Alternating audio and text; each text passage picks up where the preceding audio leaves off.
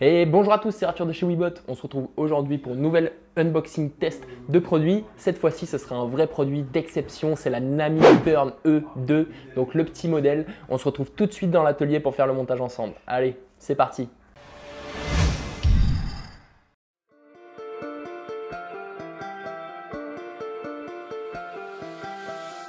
Bon, du coup voilà, on se retrouve avec cette Nami. Du coup bon, déjà ce qu'on peut voir, c'est que le carton est super gros, super lourd. À le déplacer, c'est pas évident, donc on imagine que le produit c'est une belle bête. On va lever la potence. Bon, déjà là on a l'assistant de direction, l'amortisseur de direction, donc ça c'est une option qui est disponible avec la trottinette. C'est vous qui choisissez si vous le voulez ou pas. Pour l'instant on va le mettre de côté, on en reparlera plus tard. Juste ici la petite boîte que vous connaissez bien, le chargeur, sauf que cette fois-ci elle est quand même bien plus massive. Ce qui est fourni avec cette trottinette, c'est un chargeur rapide directement à 5 ampères, donc ça c'est vraiment chouette pour ce coup là. On a aussi le petit manuel d'utilisation qui est vraiment super bien fait, super esthétique, voilà, avec à chaque fois des petites illustrations, des petites légendes, des belles photos, tout ce qu'on aime. C'est vraiment un des plus beaux manuels d'utilisation que j'ai vu, sans rire. Alors maintenant qu'on a un peu tout sorti, on va mettre le guidon pour éviter de l'abîmer trop. Hop, voilà, on le serrera plus tard, juste pour que ça reste en place.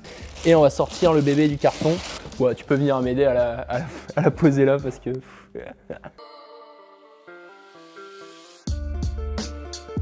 Ce qu'on remarque tout de suite au niveau de cette trottinette, c'est vraiment les matériaux et la qualité de définition. Donc le design aussi est vraiment chouette.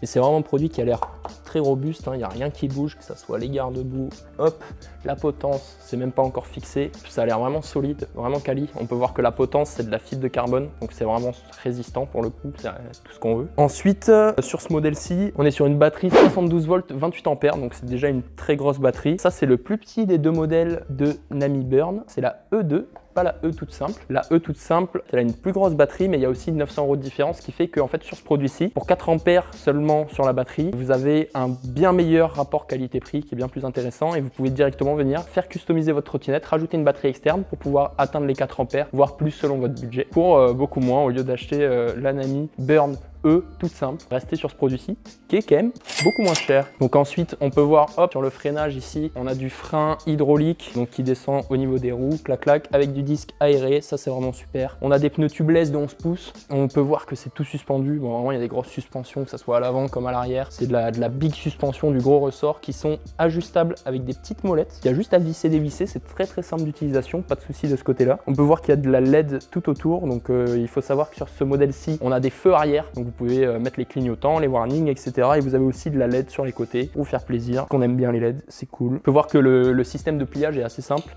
Il suffit de lever la bague juste ici pour pouvoir plier le guidon. Hop, voilà, on soulève un petit peu, on plie tranquillement. On peut remonter, clac, remettre le petit truc, visser un petit peu et ça bouge plus. Le petit collier de serrage, tchac tchac. On peut voir qu'il y a directement les protections de tubes, donc ça c'est vraiment chouette parce que ça évite tout ce qui est coupure de courant, faux contact, etc. Donc c'est vraiment chouette de les avoir directement incluses dans le produit. On est sur un beau bébé de 47 kg là, avec un deck qui est quand même assez massif, avec ses deux bandes de grip juste ici. Bah, c'est du vrai grip comme on a l'habitude, que ça soit sur des skates, des trottinettes ou quoi que ce soit. Mais il y en a que deux bandes, donc ça évite de glisser, puis ça permet d'avoir quand même quelque chose d'assez esthétique parce que le grip c'est très salissant. On a le petit lecteur, le petit display, lecteur LCD juste ici, couleur, où on va pouvoir tout régler à partir de ce display, on y reviendra. Vous allez pouvoir régler votre vitesse d'accélération, de freinage, le pourcentage de batterie, etc. Tout ça, vous allez pouvoir voir plein de choses à ce niveau-là. Ici, on a un petit phare de 2000 lumens, hein, ce qui est pas rien, ce qui permet d'avoir vraiment une bonne visibilité sur la route. La petite gâchette d'accélération juste ici, hop, le commode clignotant, super. Il faut savoir que ce produit il est garanti IPX5, donc c'est la certification la plus haute que vous pouvez trouver, donc c'est un produit qui est relativement bien étanche. De plus, on est sur un double moteur de 1500 watts, donc ça pousse vraiment. On a du couple au démarrage comme de l'accélération, il n'y a pas de problème là-dessus. On est sur une vitesse de pointe de 105 km/h, hein, ce qui n'est pas rien. Bien sûr, on a la bride électronique directement inclus comme sur chaque modèle, mais si vous débridez sur voie privée, voilà, vous pouvez monter jusqu'à 105 km/h, ce qui est quand même pas rien. Alors, petit point de débridage pour cette Nami Burn E2. Alors, c'est tout simple, vous allez voir. Vous prenez votre deck, juste devant votre deck, sur l'avant,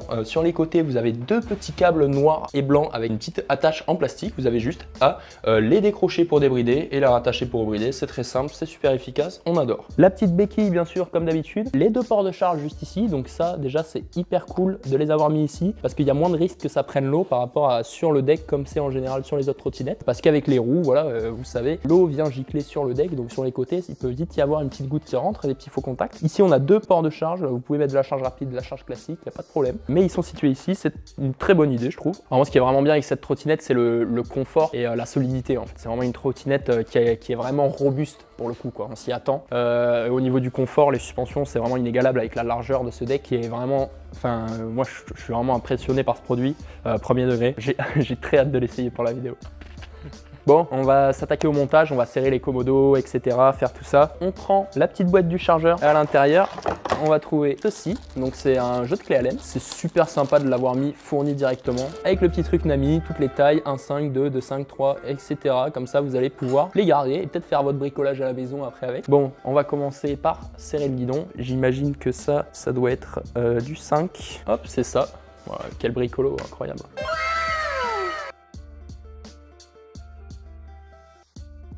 Hop, on vient serrer le guidon au niveau de la potence pour pas que ça bouge. Si vous pouvez mettre une petite goutte de frein filé, c'est ce qu'il y a de mieux, hein. Moi je vais la replier après, mais c'est quand même le mieux toujours, surtout quand vous avez un beau produit comme ça, de mettre une petite goutte de frein filé sur chaque vis. Ça vous permet d'éviter tout ce qui est casse, tout ça, à force de rouler. On va venir fixer la potence juste ici, donc comme je vous ai dit tout à l'heure, on vient tirer le câble, on fait attention, on visse. Une fois que c'est bien vissé, on vient serrer le collier de serrage juste ici. Hop, on voit que sa forme est bien adaptée pour venir se caler directement contre la potence, contre la fourche, juste ici, c'est parfait. Hop, on vient tout mettre droit bien sûr, c'est mieux de le faire avant de serrer, hein. C'est juste que moi je suis un petit peu idiot. Donc ensuite, qu'est-ce qu'on va avoir à fixer? Hop, le phare, il est déjà pas mal. On peut voir que les poignées de frein sont serrées, le commodo directionnel serré aussi, c'est nickel. Pour cet amortisseur de direction qu'on va installer juste maintenant, vous avez juste ici 2 parties en métal, donc vous verrez pour le fixer. À quoi ça sert l'amortisseur de direction? Ça sert à éviter le guidonnage quand vous allez avoir de la grande vitesse avec ce produit qui est quand même assez lourd et que vous allez avoir des petites aspérités sur la route, tout ce qui est trous, bosses, etc. Votre guidon va partir et si vous êtes à grande vitesse, ça peut guidonner comme en moto, en voiture, vous connaissez. Donc pour éviter ça, on met le petit amortisseur de direction. Inconvénient de ça, c'est que vous n'allez pas pouvoir braquer au max parce qu'au bout d'un moment, le vérin est extendu au maximum ou tendu au maximum. Donc ça réduit un peu la possibilité de freinage, mais par contre, ça augmente drastiquement la sécurité sur ce produit qui est quand même une belle bête. Donc on va l'installer tranquillement. Comment il s'installe ce petit amortisseur de direction? C'est très simple. Vous voyez le côté avec le bouchon, il va aller vers l'extérieur, vers l'avant. On va venir hop fixer juste ici, cette partie-ci, à la partie en métal qui est reliée directement au deck, juste ici. Donc on prend la vis qui est fournie, on prend le petit boulon, on vient l'insérer juste ici. Après vous avez cette pièce-ci que vous allez venir insérer. Pour l'autre vis, vous n'avez pas de boulon, c'est directement un filetage classique. Hop, et on vient serrer, je crois que c'est du 5 aussi. Non, ça doit être du 6. Hop, voilà, bien serré de ce côté-ci. De l'autre côté, il va falloir une petite clé. Alors voilà, c'est une clé de 13 qu'il vous faudra exactement. Hop, on prend la clé de 13. Tchac.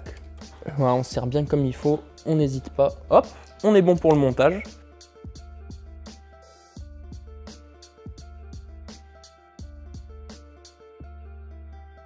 Ok, du coup, on se retrouve devant ce display. On va voir un peu comment le paramétrer, etc.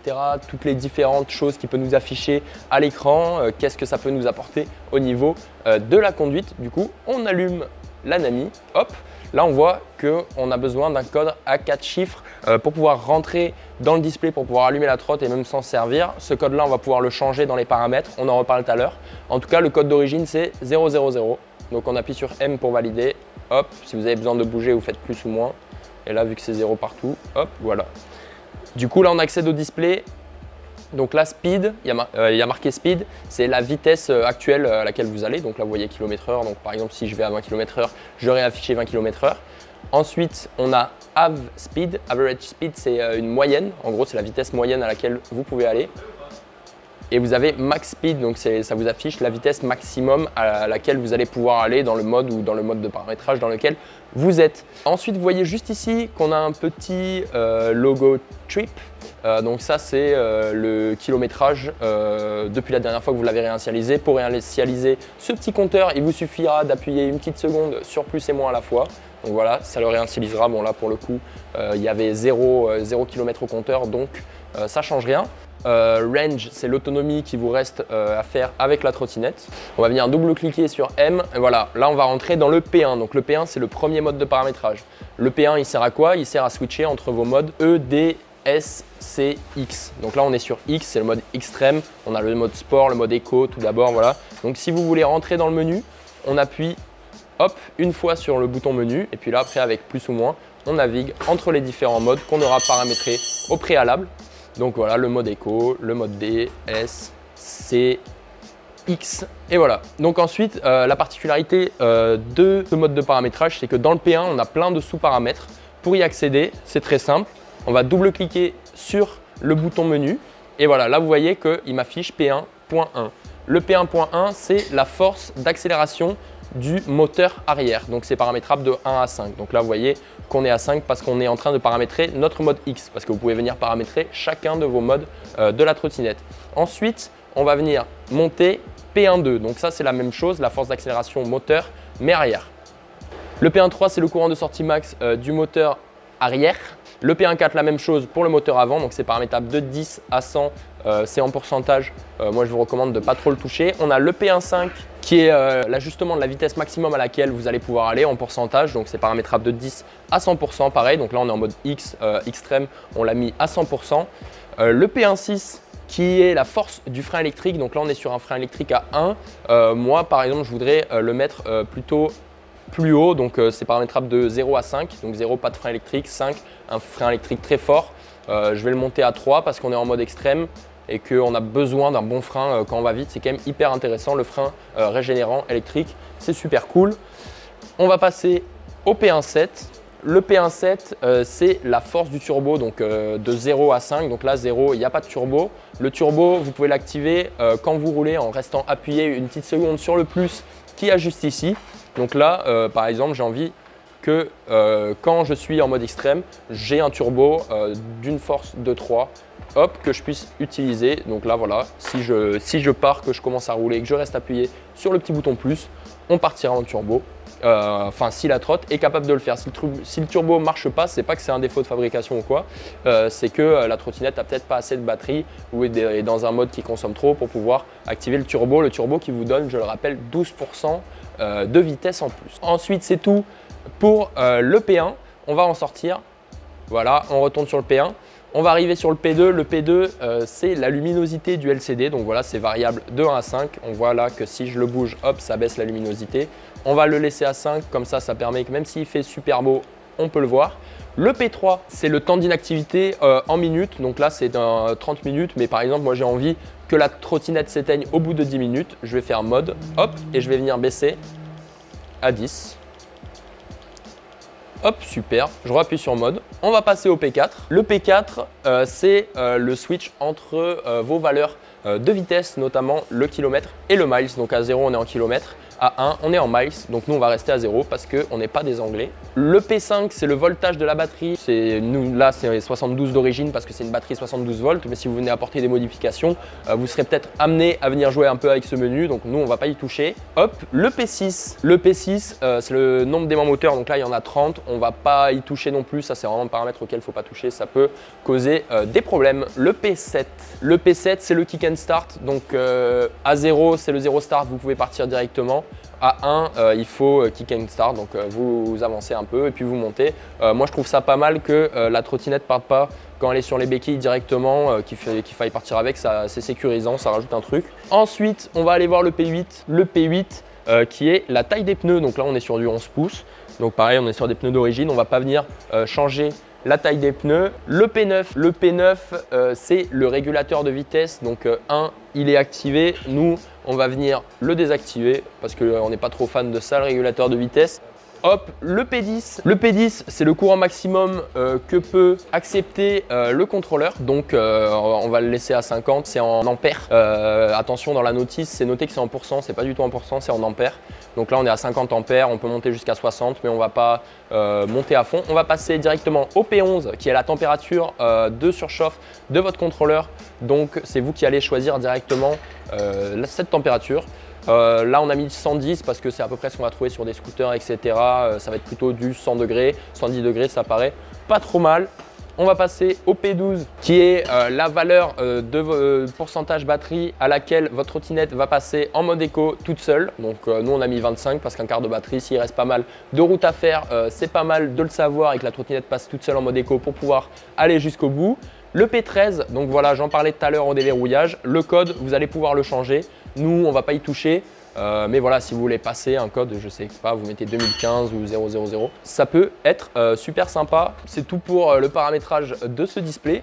J'espère que ça vous a été utile. Si vous avez des questions, n'hésitez pas à les poser en commentaire ou à nous appeler directement à sav@webot contact, tu mettras au montage. Et maintenant qu'on a terminé le montage, on va se retrouver très vite dehors pour le test. J'ai très hâte de sortir avec ce beau soleil pour aller l'essayer. On va vous emmener au parc avec Klaus. Allez, c'est parti.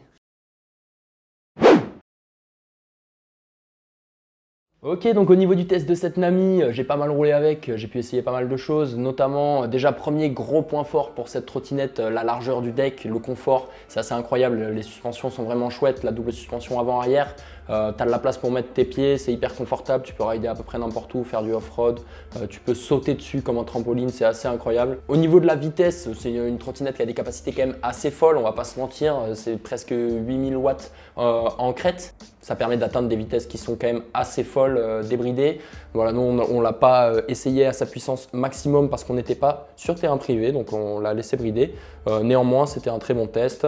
L'amortisseur de direction, c'est vraiment chouette. Ça permet d'éviter de guidonner. Donc, quand on commence à prendre beaucoup de vitesse, c'est vraiment un grand avantage parce que vous savez que avec une très grande vitesse, le moindre petit mouvement de guidon peut vous faire partir dans le décor et vous valoir de belles pizzas, voire un bras cassé. Du coup, c'est toujours sympa d'avoir ça. Le freinage, c'est vraiment top. Ça marche nickel. Tu appuies sur le frein, c'est hyper réactif. Ça freine direct. Le frein électrique réglable, tout ce qu'il faut. Au niveau de du paramétrage de cette trottinette, il est vraiment complet.